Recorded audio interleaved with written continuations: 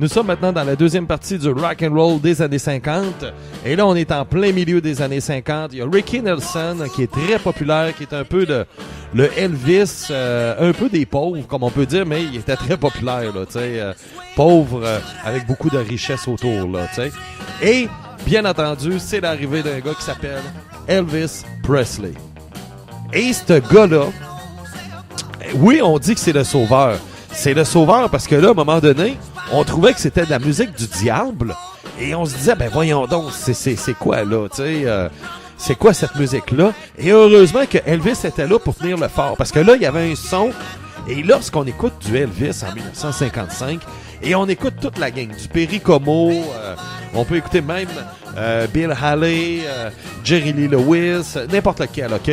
Ils ont tous un style, pas qui se ressemble, mais qui fait partie vraiment, ouais, rock and roll. Tandis que Elvis, lui, c'était vraiment du rock.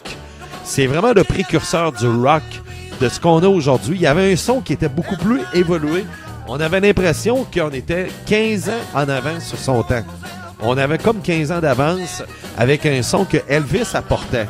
Et pourtant, Elvis qui a aidé beaucoup au mariage entre les Noirs et les Blancs au niveau musical parce que c'est un gars qui vient du gospel, qui est de la musique des Noirs principalement. Donc, ça a été un super de beau mariage. Juste une petite chose aussi, c'est que pour ce qui est de Priscilla, sa femme, il y a plusieurs, bon, parce qu'il y a des rumeurs des fois qu'on dit « Ah, c'est une fille de Lévis, pis nanana. » Son père biologique, qui est Warner, il est décédé un petit peu après sa naissance. Et c'est son père adoptif, Paul Beaulieu, qui vient d'une région pas loin de Rivière-du-Loup. C'est à Saint-Épiphane, qui est pas loin de Rivière-du-Loup, qui lui travaillait pour l'Air Force américaine. Et c'est quand il est allé en Allemagne, c'est là que Elvis était là aussi. Et lorsqu'il a fait son service militaire, et c'est là qu'elle a rencontré Elvis, et c'est après le service militaire d'Elvis qu'elle est allée le retrouver. Elle avait 16 ans à l'époque, et elle est allée retrouver Elvis à Graceland. Donc, Elvis qui change tout ça, qui change la norme, qui fait monter d'un cran le style de musique de rock and roll, que ce soit des Carl Perkins aussi. Donc, là, c'était vraiment les belles années. Là, t'sais. On a notre premier Guitar Hero qui s'appelle Chuck Berry. Et ce qui est vraiment le fun du côté de Chuck Berry, on parle un petit peu de mariage entre les deux mouvements, entre les deux races, c'est que tous les Blancs aimaient Chuck Berry. Mais les Noirs n'aimaient pas Chuck Berry. Et pourtant, c'est un Noir. Parce que les Blancs pensaient que c'était un Blanc qui chantait. Et les Noirs pensaient que Chuck Berry était blanc parce qu'il jouait de la musique de blanc et il chantait comme un Blanc. Donc, c'était un Blanc. Il n'y avait pas d'Internet, il n'y avait rien de ça à l'époque. Donc, lorsque ça jouait à la radio, on pensait que c'était un Blanc, puis les Blancs aimaient ça, puis il y avait beaucoup de confusion, hein, un petit peu comme ça. La même chose aussi avec Buddy Holly. Buddy Holly, qui... la même affaire avec Buddy Holly, lui, qui...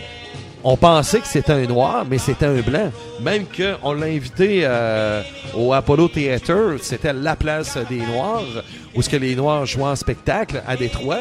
Et là, on se dit, on va l'inviter, c'est notre gang. Il arrive sur scène et tout le monde regarde, puis, hein? C'était un Blanc, lui. Mais c'était ça, sauf que il faisait de la musique qui plaisait aux Noirs. C'était vraiment ça, c'était ça la magie de tout ça, tu sais. Et c'est ça qui a fait que ça a été vraiment un beau mariage. Oui, on parlait tantôt de Jerry Lee Lewis, un autre qui était très très fort au piano, qui a été un des grands dans les années 50, qui fait partie vraiment de ceux qui ont fait partie que le rock and roll a été et ce qui est aujourd'hui dans le fond.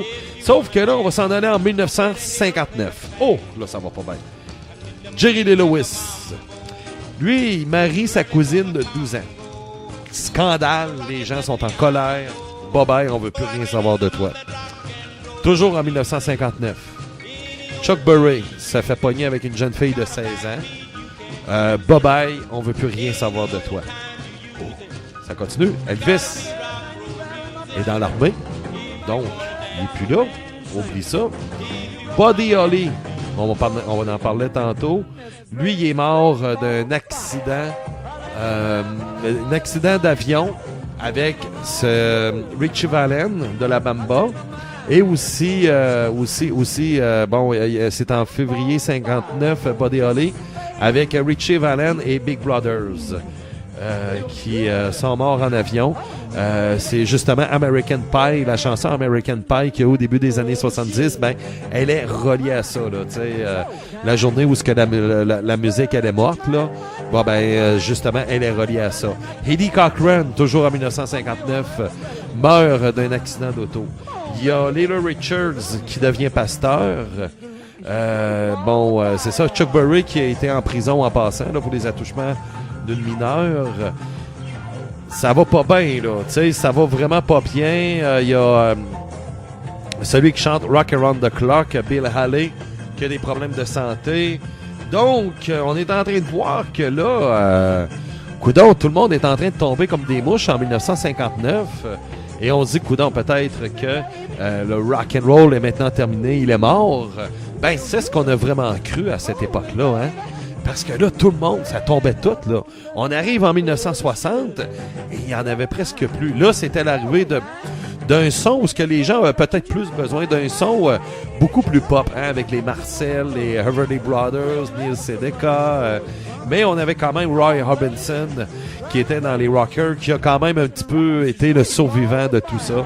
Heureusement que Roy Orbison était là. Et du côté de Détroit, c'était l'arrivée de Motown. C'était l'arrivée avec les Diana Ross, Marvin Gaye, toute cette gang-là. Justement, on en parlait tantôt sur le théâtre Apollo. Ben là, les Noirs, avec il y en a un qui est arrivé, son nom m'échappe, qui est arrivé avec le Motown. Et là, ça a ouvert la porte aux Noirs. Et on a beaucoup critiqué justement Motown parce que là, on disait que c'était des Noirs qui faisaient de la musique de blanc. Il y avait encore le côté raciste qui est encore là, ça c'est certain. Mais ça ressemble un petit peu à ça, l'histoire du rock and roll des années 50, qui s'est mal terminée, mais sauf que ça reste qu'aujourd'hui, ça fait partie des origines, ça fait partie de l'histoire de la musique. Donc, j'espère que vous avez apprécié le petit podcast qui a été un petit peu plus long que prévu, effectivement, mais il y a tellement de choses à raconter que on n'avait pas le choix. Et on va justement décortiquer plusieurs artistes, éventuellement, plus en profondeur, en détail, sur 7 minutes. Merci beaucoup de m'avoir écouté. Bye bye.